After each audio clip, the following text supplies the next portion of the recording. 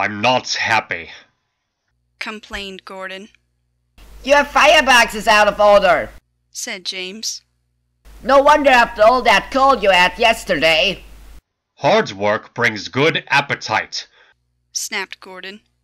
You wouldn't understand. I know, put in Duck brightly.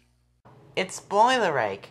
I warned you about that standpipe on the other railway, but you drank gallons. It's not boiler ache, it's... Of course it is, said Henry. That water's bad and burns up your tubes. Your boiler must be full of sludge. Have a good washout where you feel a different engine. Don't be vulgar, said Gordon huffily. Gordon backed down on his train, hissing mournfully. Cheer up, Gordon, said the Fat Controller. I can't, sir. The others say I've got boiler ache, but I haven't, sir. I keep thinking about the dreadful state of the world, sir. Is it true, sir? What's the diesel say? What do they say? They boast that they've abolished steam, sir. Yes, Gordon, it's true. What, sir? All my Doncaster brothers drawn the same time as me? All gone, except one. The guard's whistle blew, and Gordon puffed sadly away. Poor old Gordon, said the Fat Controller. If only we could... Yes, I'll ask his owner at once. He hurried away. Arrangements took time, but one evening, Gordon's driver ran back excited. Wake up, Gordon. The Fat Controller's giving you a surprise, look. Gordon could hardly believe it. Backing towards him were two massive green tenders, and their engine shape was very like his own. It's Flying Scotsman, he gasped. The Fat Controllers brought him to see me. Oh, thank you, sir. Gordon's toot of joy was drowned by Flying Scotsman's as he drew happily alongside. Next day, the two engines were photographed side by side. You've changed a lot, smiled Flying Scotsman. I had to rebuild its crew. They didn't do a proper Doncaster job, of course, but it serves. I had to rebuild too, and it looked hideous. But my owner said I was an extra special engine and made him give me back my proper shape.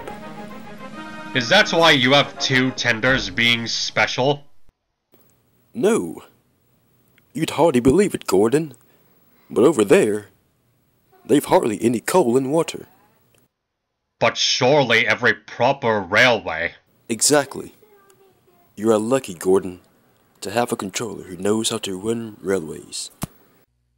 Everyone got on well with Flying Scotsman except Henry. Henry was jealous. Tender's a massive distinction, he complained. Everybody knows that. Where's he got to? He's famous, explained Duck and Donald. He was a second to go 100 miles an hour. Besides, the other railway has no coal and water. Pooh! Sniffed Henry. I can't believe that. I never boast, but I always work hard enough for two. I deserve another tender for that. Duck whispered something to Donald. Henry, asked Duck innocently. Would you like my tenders? Yours? Exclaimed Henry. What have you got to do with tenders? Alright, the deal's off, said Duck. Would you like them, Donald? I wouldn't deprive you of the honor. It is a great honor, said Duck thoughtfully. But I'm only a tank engine, so I don't really understand tenders. Perhaps James might. I'm sorry I was rude, said Henry hastily. How many tenders have you and where could I have them? 6, and you can have them this evening. 6 lovely tenders, chortled Henry. What a splendid set I'll be. Henry was excited.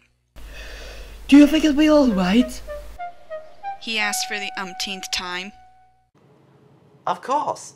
said Duck. Just go where I told you, and they'll all be ready. Meanwhile, word had gone round, and the others waited where they could get a good view. Henry was cheered to the echo when he came, but he wasn't a splendid sight. He had 6 tenders, true, but they were very old and very dirty. All were filled with boiler sludge. Had a good washout, Henry, called a voice. That's right. You'll feel a different engine now. Henry was not sure, but he thought the voice was Gordon's.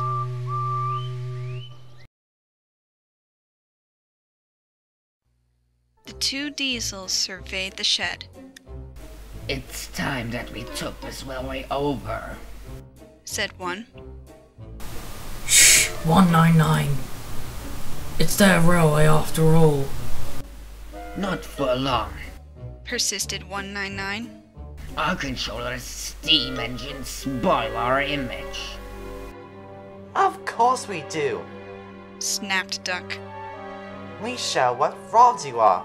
Call yourselves engines. If anything happens, you care nothing for your train. You just moan for a fitter, we bring it home, if only on 1 cylinder. Nothing ever happens to us. Boasted 199. We are reliable.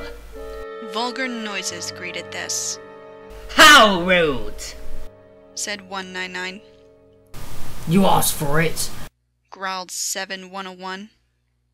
Now shut up! Next day, Henry was rolling home tender first.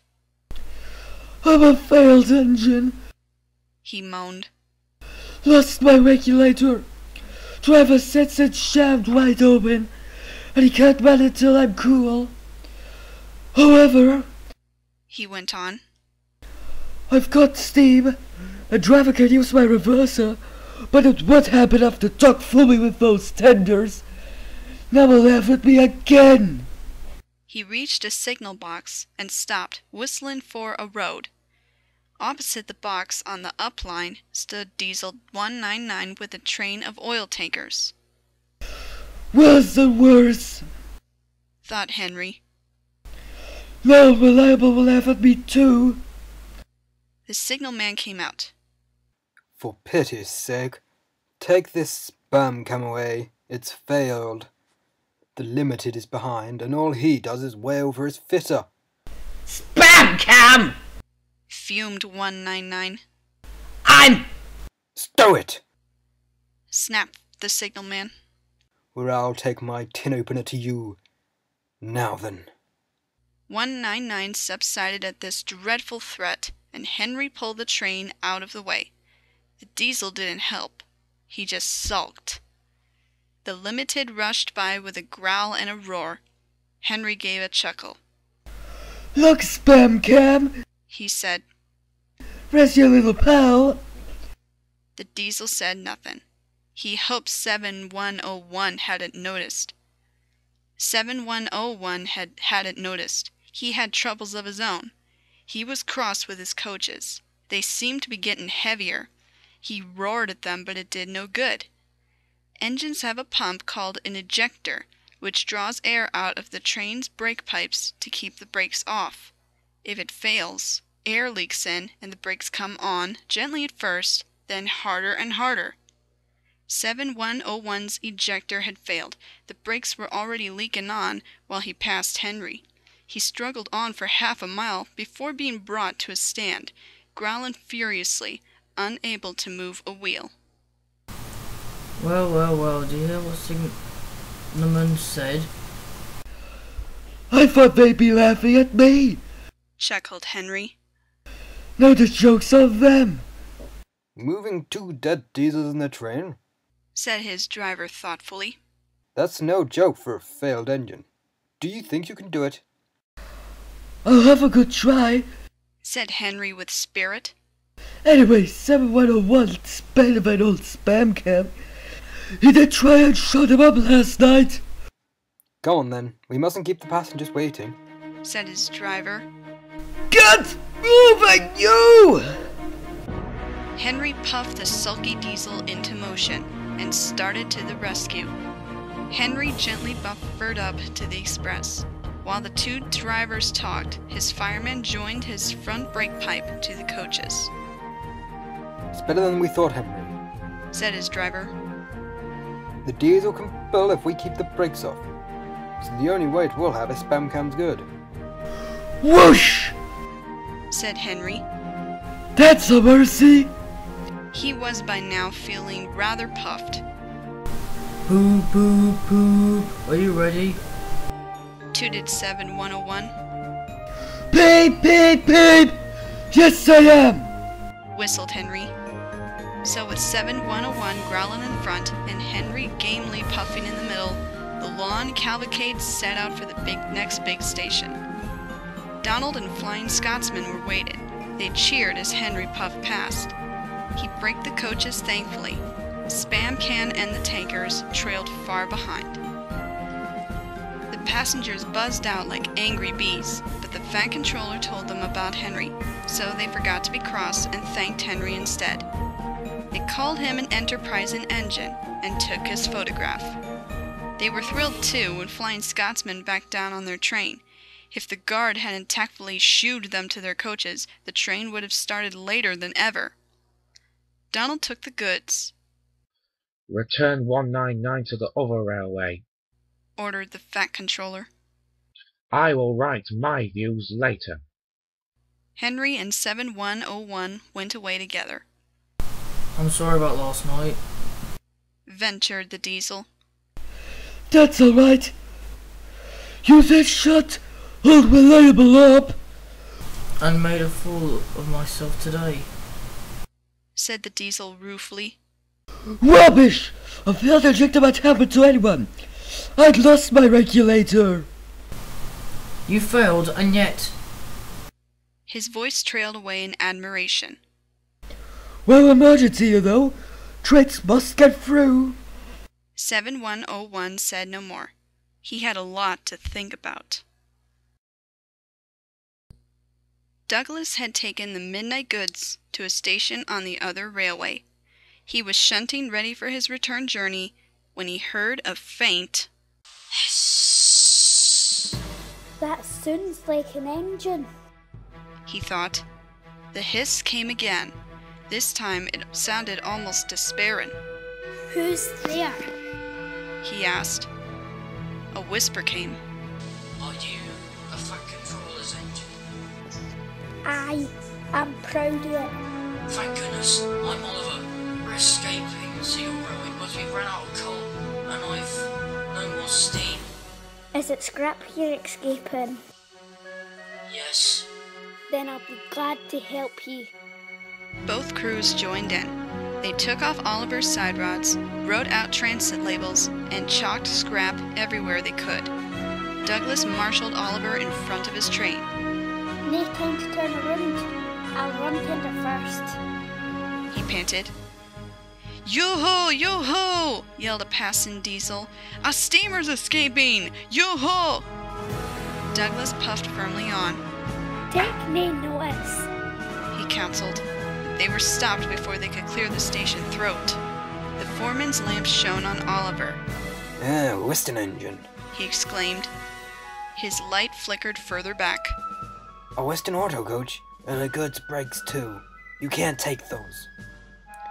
Can renew, said Douglas's driver. They're all for us. See for yourself. Douglas's guard showed him the labels and papers. Oliver's crew, hiding in the coach, hardly dared to breathe. Seems in order, said the foreman grudgingly. But it's queer. It sure is, began the guard. But I could tell you queerer. So could I, interrupted the foreman. Right away, guard. A near thing, puffed Douglas with relief. We've had worse, smiled Oliver. We ran at night. Friendly signalmen would pass us from box to box when no trains were about. We got on well till Control heard about a mystery train. Then they tried to hunt us down. What did you do? A signalman let us hide on an old quarry branch. Driver, fireman and guard blocked the cutting with rubbish and levered one of the approaching railway. We stayed there for days, and with diesels baying and growling like hounds outside, I was very frightened. Shall blame to you? Said Douglas feelingly. Presently they rumbled over the bridge and onto the Fat Controller's railway. We're home. They can't catch you now. Tell Isabel and Toad, please. Douglas called out the news and heard a joyful ting-a-ling, ting-a-ling. He was surprised. Oliver chuckled. That's Isabel, he said. There is a bell on her, you see. She's clever. When we go out together, I pull one way and push the other. When I pull, I can't see ahead. I can see ahead. When I push, I can't. So Isabel keeps a good lookout and rings her bell to talk to me. He didn't say Douglas was impressed. about this Toad, is he? Hold your wish. Said his driver. Yon's the work. We may slip in unbeknownst and find a place for Oliver. Douglas tried hard to be quiet, but the night foreman heard them and had to be told their secret. I know just the place, he said, and showed them an empty siding nicely hidden away. Oliver said, Goodbye, thank you. And Douglas puffed away. Yon's an enterprising engine. He thought. I wanna away here with Donald, but I've been feared to do it on my own. Douglas arrived back in time to see Flying Scotsman take his enthusiasts home. The Fat Controller said they had all been honored and thanked Flying Scotsman and his owner for their help. Please tell everyone that whatever happens elsewhere, steam will still be at work here. We shall be glad to welcome all who want to see and travel behind real engines. This announcement was greeted with cheers, and Flying Scotsman departed to the strains of Well, you know we're coming back again. led, as one might expect by Donald and Douglas. At last Douglas could tell his news. They were all excited about it and agreed that something must be done for Oliver. I feared something murdering diesels may creep in. And him there alone, lacking steam even to the whistle for help, said Donald. You're right. Said James. He won't be safe till the Fat Controller knows. Douglas should tell him at once, said Gordon firmly. Is it to me to speak to the Fat Controller? It's forward to think me and maybe interfering. Well, here he is, said a cheerful voice. Now what's this all about? Duck broke the awkward silence. Beg pardon, sir, but we do need another engine. I agree, Duck. That is why I am giving 7101 another chance. Their faces showed such dismay that the Fat Controller had difficulty with his own. Sir, ventured Gordon at last. We had hoped for a real engine. They are rare, and unless one escapes, there's little hope, said the Fat Controller gravely. But sir, burst out Donald. One has. And thanks to you, Douglas, is now at the works, announced the Fat Controller. Sir, is there anything you didn't know? Gasped Douglas. More than you think. He laughed. Oliver's crew told me all you did, Douglas. Oh, sir, you couldn't see a Broadway engine and him in trouble, and nor do our wheels turn. More than a wheel's turn, I fancy, Douglas. I am pleased with you. Oliver, Isabel and Toad will soon be ours. Oliver and Isabel are just what we need for Duck's branch line. Loud cheers greeted this announcement. And Toad wants to be your brake van, Douglas. Thank you, sir. I'd hope for that. And and he and I will do broadly together. That, of course, made everything right. Henry spoke a good word for 7101, and the others gave him a welcome. He had good manners for a start, so Henry didn't find it hard to teach him our ways. 7101 finds them different from those of the other railway, but much more interesting. He is now quite a useful engine. They teased him at first because of his growls. They said he was like a bear. He still growls not because he is cross, but because he can't help it. His name Bear has stuck. He likes it. It's nice than just having a number. He says, Having a name means that you really belong. The Fat Controller soon had Oliver, Isabel, and Toad mended and painted in full Great Western colors. Then he rescued 3 more Western auto coaches. 2, Alice and Mirabelle, he gave to Duck. The third, Dulcie, joined Oliver and Isabel. Duck and Oliver are happy on their branch line. It runs along the coast to the small railway. They are very proud of this indeed. The others laughed at first and called their branch the Little Western. Duck and Oliver were delighted, and now no one ever thinks of calling it anything